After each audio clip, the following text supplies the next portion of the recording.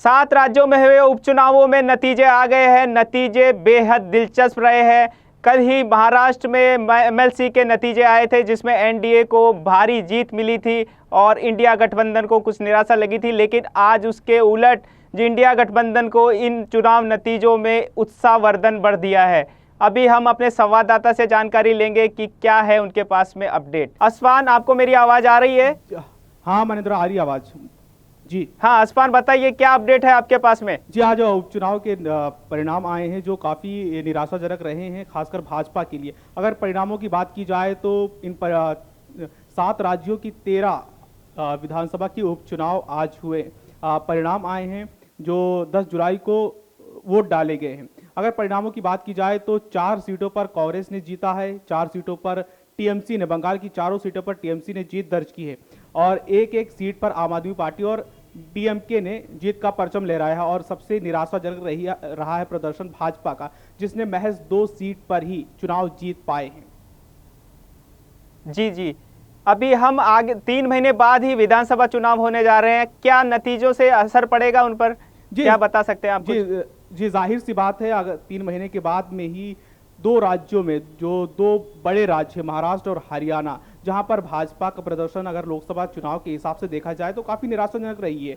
लोकसभा के चुनाव में जहां भाजपा 400 पार का नारा दे रही थी और उसी के महज बाद में जो परिणाम आए हैं ये सबके सामने है लोकसभा के, और उसके महज कुछ समय के बाद में जिस तरह से आज उपचुनाव हुए हैं, उपचुनाव के जो रिजल्ट आए हैं भाजपा के लिए काफ़ी निराशाजनक रही है। और इसका जाहिर सी बात है कि जो आने वाले समय में जो विधानसभा के चुनाव है उस पर असर देखने को मिलेगा। इंडिया गठबंधन के लिए एक चौंकाने वाला नतीजा मध्य प्रदेश के छिंदवाड़ा से भी मिला है, जहां कमलनाथ के गढ़ में बीजेपी ने चुनाव जीत लिया है। यहां पर अमरकांत शाह ने चुनाव जीता है। तो बिहार में पूर्णिया में एक रुपोली सीट पर भी एक नतीजा आया है, जिसमें बीमा भारती पिछड़ रही है, जो 5 बार की वहां से विधायक है। उनके बारे में कुछ बताएंगे? क्या नतीजा अपडेट है आपके पास में? अगर मध्य प्रदेश के छिंदवाड़ा की जो एक सीट पर आज परिणाम आए हैं, छिंदवाड़ा की वो सीट है जहां से पूर्व मुख्यमंत्री कांग्रेस के कद्दावर नेता कमलनाथ का ये गढ़ माना जाता है और यहाँ के परिणाम कांग्रेस के लिए निराशाजनक रही है। यहाँ पर बीजेपी ने जीत दर्ज की है। इसी के साथ में जो पूर्णिया, जो माना जाता था कि बीमा भारती जो बिहार की एक बड़ी नेता है, जेडीयू की बड़ी नेता है, और ये माना जा रहा था पहले से ही कि वहाँ पर रुपोली जो विधानसभा सीट है वहाँ पर बीमा भारती का जीतना पक्का माना जा रहा था, लेकिन यहाँ पर उन्हें हार का सामना करना पड़ा है। और यहाँ पर सबसे दिलचस्प बात यह है कि जो जेडीयू और आरजेडी दोनों पार्टी के उम्मीदवार हार गए हैं। यहाँ से तीसरा जो निर्दलीय उम्मीदवार था उसने जीत दर्ज की है। जी जी, तो इन नतीजों से भाजपा को आत्ममंथन की स्थिति में डाल दिया है।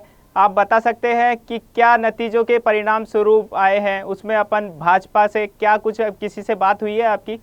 जी, जाहिर सी बात है, जिस प्रकार से नतीजे आ रहे हैं उपचुनाव के, इससे पहले लोकसभा के चुनाव में जो भाजपा दावा कर रही थी 400 पार का नारा दिया था, और परिणाम हर किसी के सामने है कि महज 240 पर ही भाजपा सिमट कर रह गई है। जबकि विपक्ष अच्छा प्रदर्शन किया। उसी के कुछ ही समय के बाद वे उपचुनाव हुए, जो 13 विधानसभा की सीटों पर उपचुनाव हुए हैं, और उसके आज जो रिजल्ट आए हैं वो विपक्ष में कहीं ना कहीं उत्साहवर्धक का काम करेंगे। आज के जो रिजल्ट आए हैं, इसी के साथ में भाजपा को आत्ममंथन करने की भी ज़रूरत है, क्योंकि इसके महज 3 महीने के बाद में 2 राज्य जो बड़े राज्य हैं, हरियाणा और महाराष्ट्र, वहाँ पर भाजपा की स्थिति काफ़ी नाजुक बनी हुई है।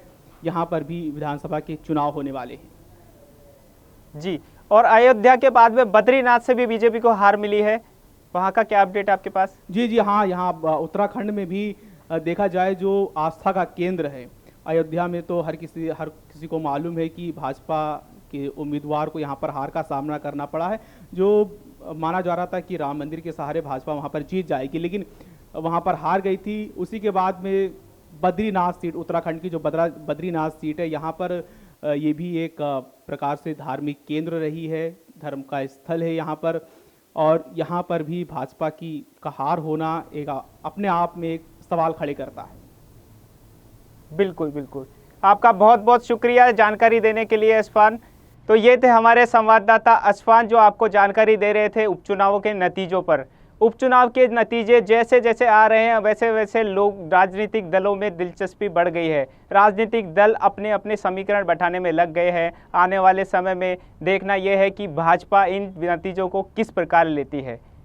तो आप बने रहिए हमारे साथ DC न्यूज़ के साथ। तब तक के लिए